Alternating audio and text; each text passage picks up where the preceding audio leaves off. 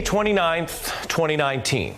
This is the day that Bob Mueller broke his silence and resigned his office as the most consequential special counsel in a generation. Mueller speaking publicly for the first time today in more than 2 years after 37 indictments, guilty pleas from 5 Trump aides, a 448-page report, all against the backdrop of intense obstruction of his probe and wider attacks on the Justice Department. Now, some of that obstruction was charged by Mueller himself. Some was referred out to other prosecutors in cases that we know are still open. And tonight I can tell you some of the potential obstruction was not charged at all because, as Bob Mueller underscored in breaking his silence today, the Justice Department rules prevented him from ever indicting a sitting president. Mueller delivering that pivotal point that the legal wall barricading Mueller from ever doing anything with his evidence on President Trump other than writing it down for Congress, he delivered that today in his signature, understated manner, noting in his first remarks to the country here that he would basically not be able to give Donald Trump the good news that there was no crime. In fact, that if he wanted to, he would have given that good news if the evidence supported it. But, and this is important, and some of this may get lost, we're going to break it down for you right now. Bob Mueller, in his first ever remarks as special counsel, made it clear the evidence he gathered in that exhaustive probe did not provide the confidence that President Trump clearly did not, quote, commit a crime.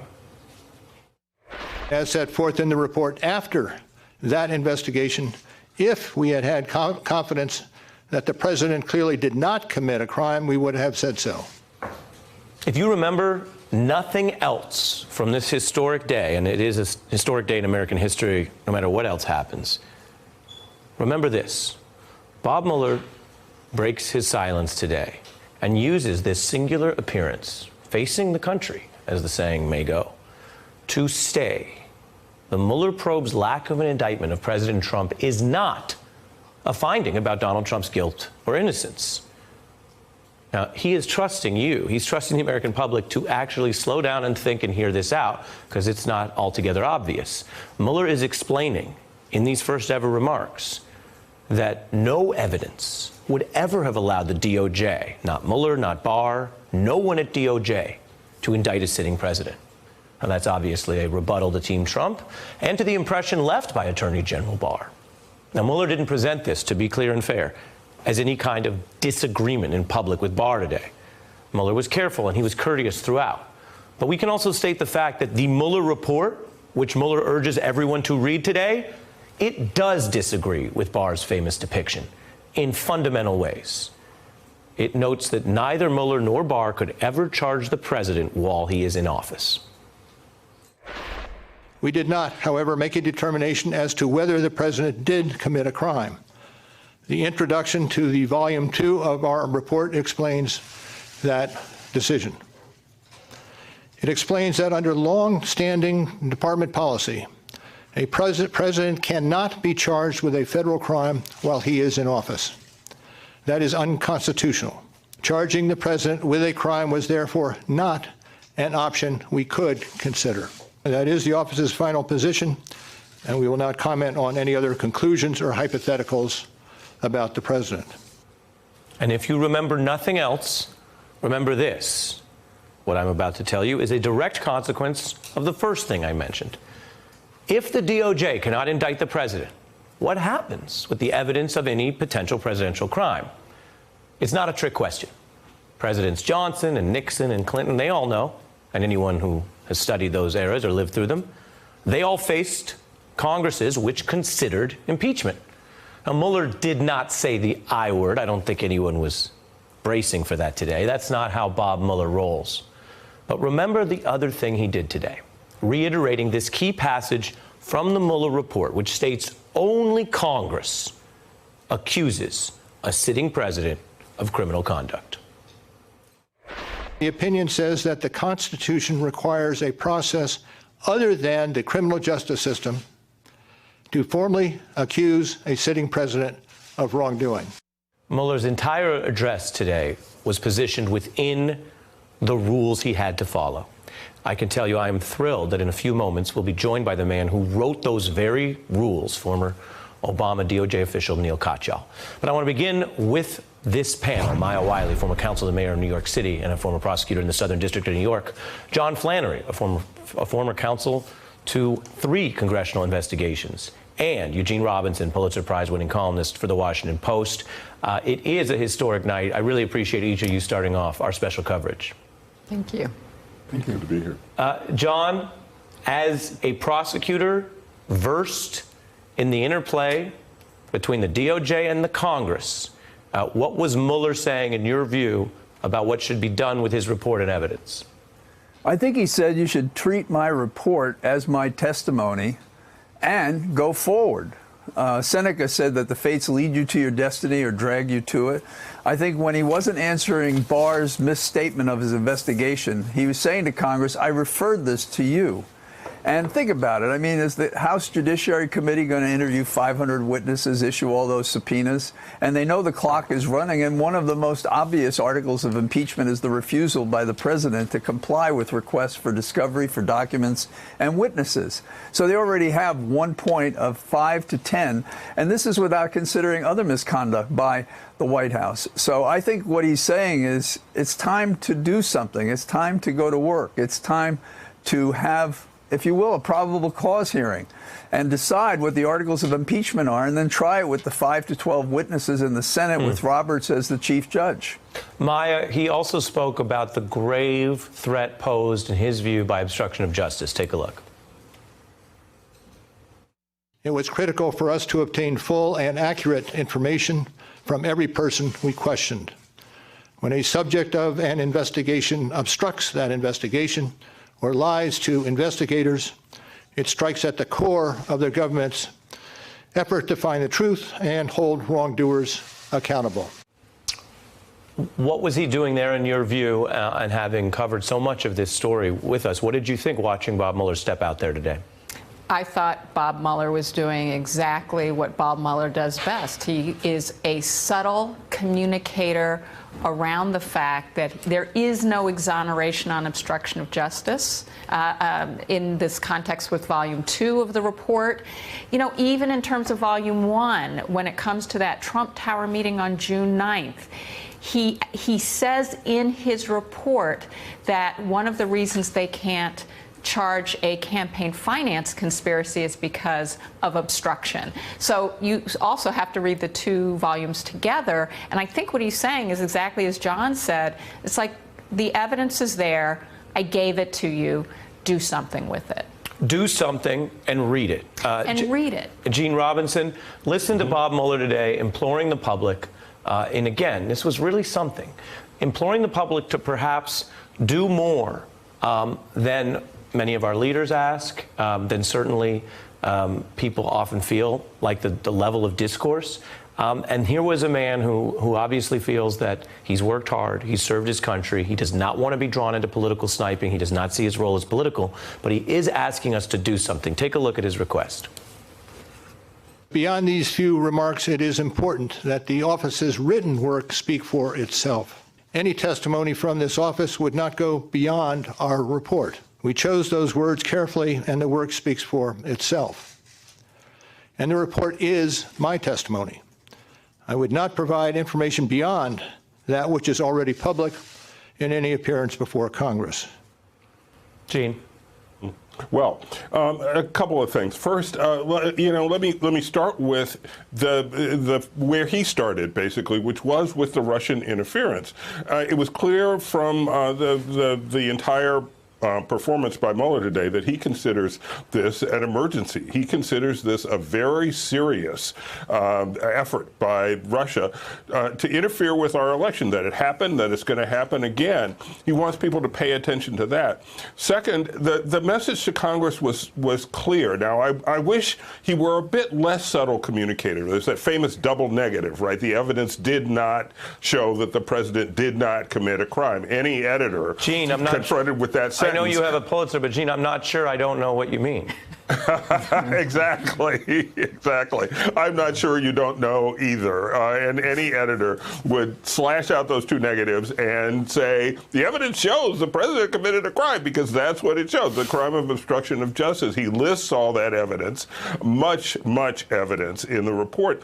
And he basically tells Congress, it's up to you to act. You can either act or you can say, never mind. Whatever you do, though, pay attention to the fact that our election was interfered with, and it's going to happen again.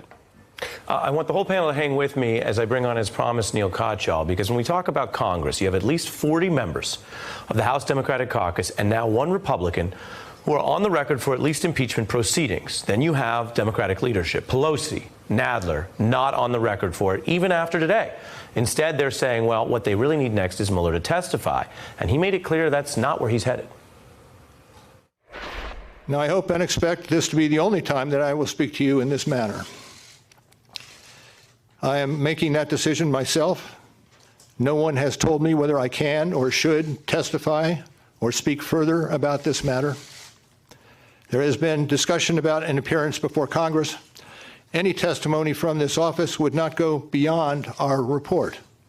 That's Mueller's warning shot. You're not going to get a lot more out of me if you make me testify in public. But in saying that no one's holding him back, he obviously is defending, in effect, his boss, Mr. Barr, and the Trump administration that has been accused, and many people feel credibly accused, of interfering with aspects of this probe, and thus perhaps there was concern they would interfere with Mueller. That's not all. On a narrow point, but an important one, Mueller goes out of his way to thank Barr for his handling of all this. The Attorney General then concluded that it was appropriate to provide our report to Congress and to the American people. At one point in time, I requested that certain portions of the report be released. The Attorney General preferred to make the entire report public all at once, and we appreciate that the Attorney General made the report largely public, and I certainly do not question the Attorney General's good faith in that decision. Good faith on the release of the report. As promised, Neil Katyal, former acting Solicitor General of the United States, who wrote those very rules that the special counsel continually cited and invoked as part of the restrictions and the authority that he exercised today. Neil, it's always great to see you. Thank you for being with us on this night. Big picture, what do you think was important about what Mueller said to the public today, given that large parts of it are familiar to you and those who'd read the report?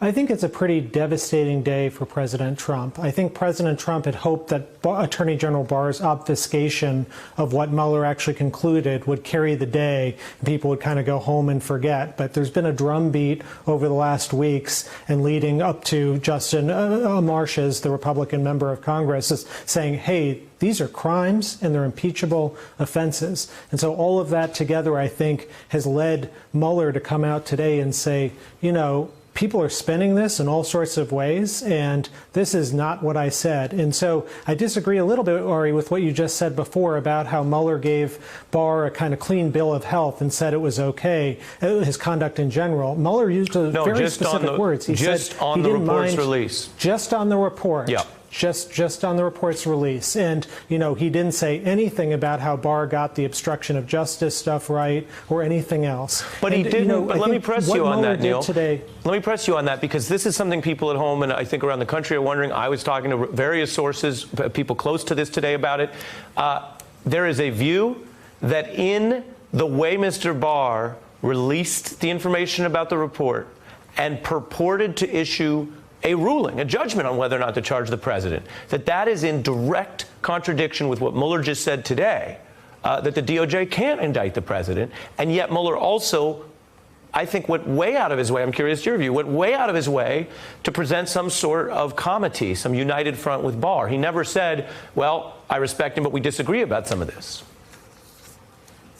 No, it was like a thin ground of comedy, only on one issue, which is the public release of the document. And after all, remember, Mueller is the subordinate to Attorney General Barr. The very fact that he's even having a press conference and talking about this suggests to me something pretty serious is afoot. And I mean, we really know this because Mueller did two things today. He plucked out two parts of his report. And sure, they were there before, but this is what he chose to emphasize. Number one, he said, I can't indict a sitting president, even if I wanted to. Even if the president was guilty of sin, I couldn't do it. And number two, I can clear him. I could have if the evidence was there. And by the way, the evidence was not there.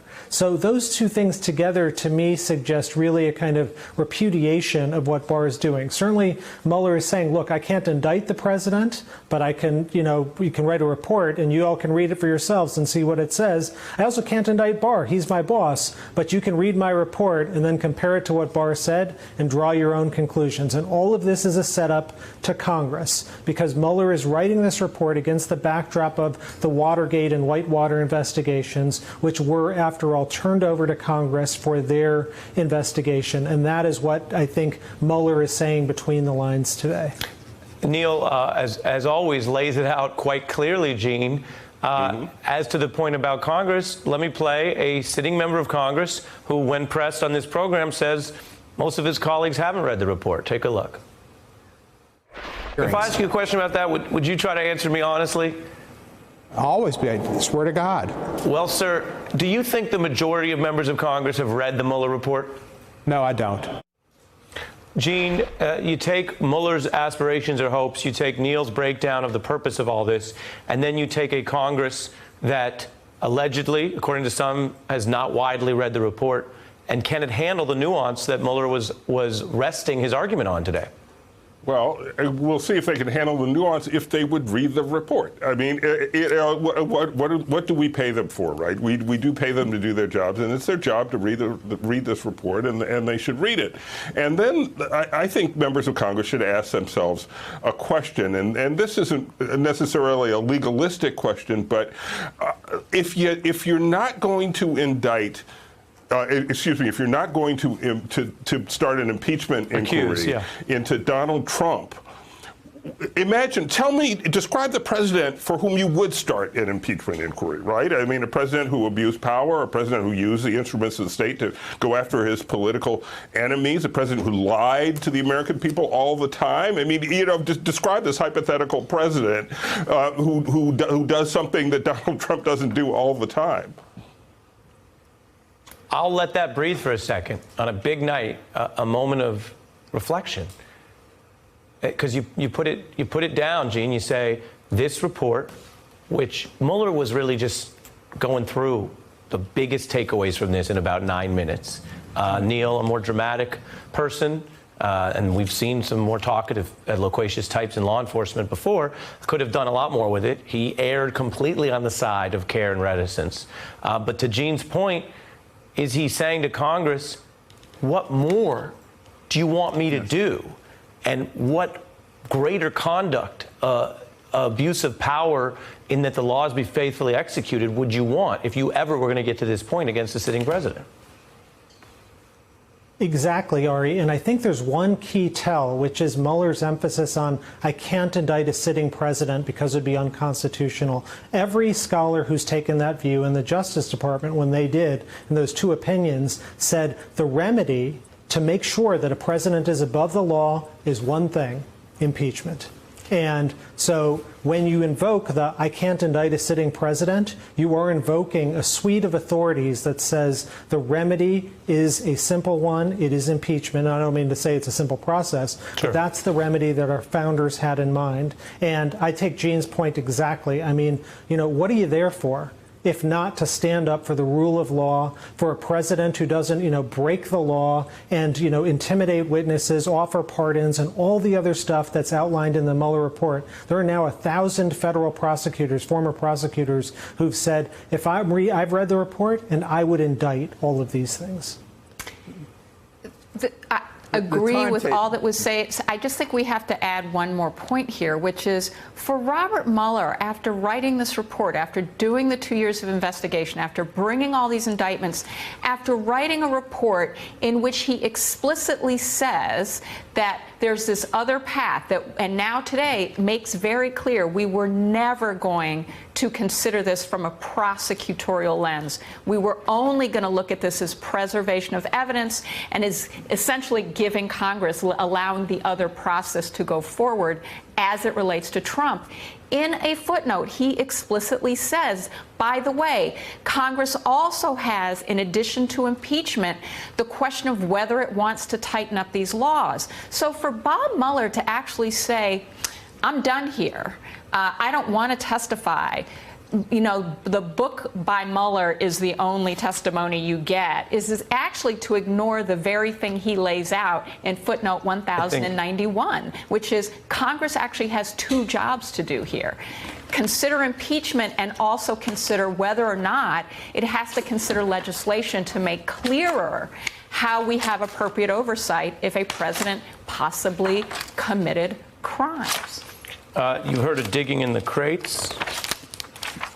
Have you ever heard of that? I don't dig in crates. Sorry. It means to look up old records, Flannery. And 1091, thank you, Maya. 1091 says a possible remedy through impeachment for abuses of power would not substitute for criminal liability after a president leaves office.